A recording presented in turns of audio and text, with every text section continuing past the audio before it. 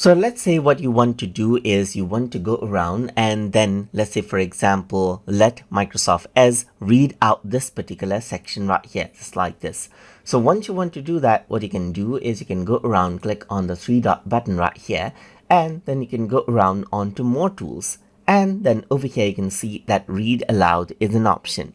So if I were to go around and click on Read Aloud, Windows 10. Article. Talk. Read. View source. so that is what you have, as you can see right here. Let me just go around and select this and press the play button. Windows 10 is a major release of Microsoft's Windows NT op. So that is what you have. You can also go around with the voiceover option and change around the speed right here, as you can see right here, and you can go around to some other voice as well. And then you can go around and select this out and press the play button.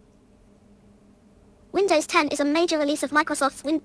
So that is what you have. And that is how you can allow Microsoft Edge to read your contents aloud for you as you like.